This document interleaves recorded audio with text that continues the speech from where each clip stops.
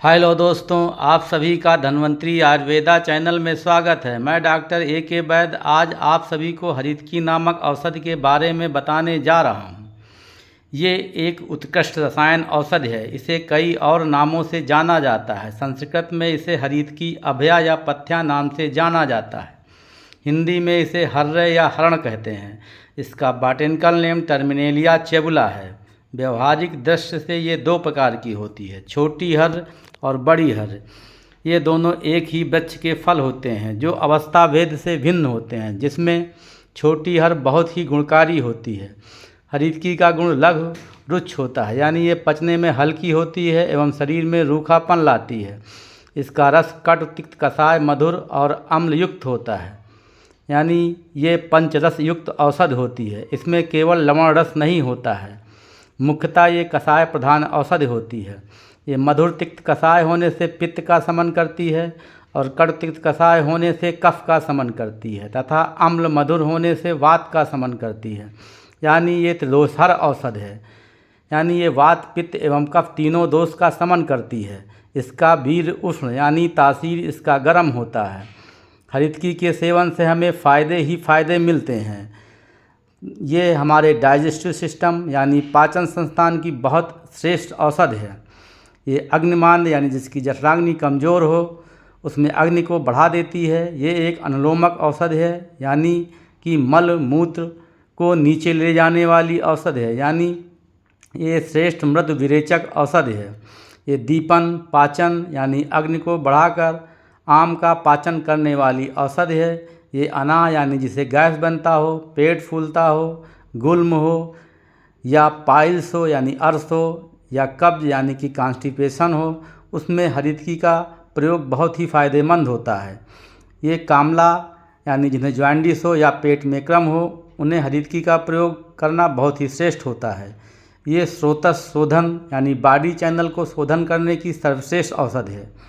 ये वात रक्त यानी जिनको यूरिक एसिड बढ़ा हो, यानी जिन्हें गठिया हो, रक्त विकार यानी कि जिन्हें त्वचा संबंधित रोग हो, शोथ यानी सूजन हो, तो उन्हें हरितकी का प्रयोग करना बहुत ही श्रेष्ठ है। ये जीर्ण ज्वर यानी पुराने बुखार में हरितकी को लेने से बहुत ही फ़ायदेमंद होता है, पर नव ज्वर यानी नवीन ज्वर में इसे नहीं लेना चाहिए। हरितकी को ऋतु के अनुसार अलग अलग अनपान के साथ लेना चाहिए। आयुर्वेद में अनपान का मतलब वो द्रव्य जो औषधि के साथ ली जाए या औषधि के बाद ली जाए उसे अनपान कहते हैं। जैसे कि सीतोपलाद चूर्ण को शहद में मिलाकर लेने से शहद एक अनपान का कार्य करता है। इसी प्रकार अश्वगंधा चूर्ण को दूध के साथ लेने पर दूध एक अनपान का कार्य करता है। इसी प्रकार हरितकी को अलग ऋतु में अलग अलग अनपान के साथ लेने को कहा गया है। जैसे कि वर्षा ऋतु में सैंधव लवण के साथ हरितकी का प्रयोग करना चाहिए। शरद ऋतु में शर्करा या मिश्री के साथ हरितकी का प्रयोग करना चाहिए। हेमंत ऋतु में शुंठी के साथ हरितकी का प्रयोग करना चाहिए। शिशिर ऋतु में पिपली के साथ हरितकी का प्रयोग करना चाहिए। बसंत ऋतु में मधु के साथ हरितकी लेना चाहिए एवं ग्रीष्म ऋतु में गुड़ के साथ हरितकी को लेना चाहिए। इस प्रकार हरितकी का अनपान अलग अलग ऋतु में अलग अलग होता है, इसीलिए इसे ऋतु हरितकी कहते हैं। शरीर में जो दोष वात, पित्त, कफ होते हैं उन दोषों के अनुसार भी हरितकी का अनपान अलग अलग होता है। जैसे किसी को कफ दोष बढ़ा हो तो उसे सैंधव लवण के साथ हरितकी लेना चाहिए, या पित्त दोष ज़्यादा हो तो मिश्री के साथ हरितकी का प्रयोग करना चाहिए। वात दोष अधिक हो तो घृत के साथ हरितकी लेना चाहिए। इसके चूर्ण की सामान्य मात्रा 3 से 6 ग्राम है। इसके सिरप की सामान्य मात्रा 15 से 20 ml है एवं इसके अवलेह की मात्रा 5 से 10 ग्राम में लेना चाहिए। जिन छोटे बच्चों को कब्ज की शिकायत हो उन्हें हरितकी को पानी में घिसकर आधा चम्मच या 1 चम्मच लेने से कब्ज से छुटकारा मिल जाता है।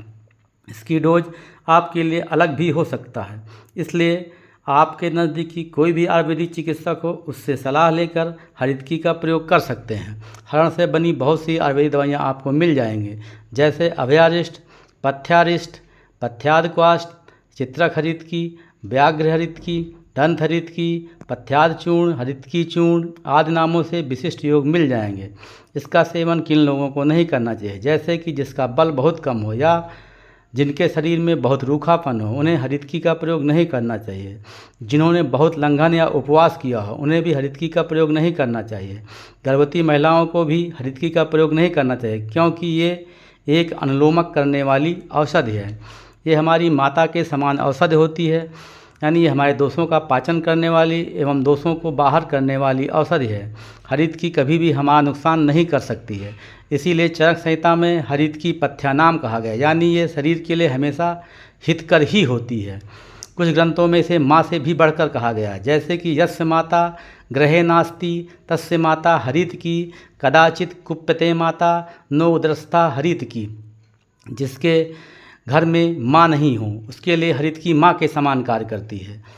माँ तो कभी कभी क्रोधित भी हो सकती है, लेकिन हरण कभी भी हानिकारक नहीं होती। खासकर ये पेट में जाने के बाद हरितकी हमेशा हितकर ही होती है। ये एक श्रेष्ठ रसायन औषधि है, यानी ये एजिंग प्रोसेस को डिले करने की और रोग प्रतिरोधक क्षमता बढ़ाने की श्रेष्ठ औषधि है। धन्यवाद दोस्तों, मिलते हैं नेक्स्ट वीडियो में एक नई औषधि के साथ।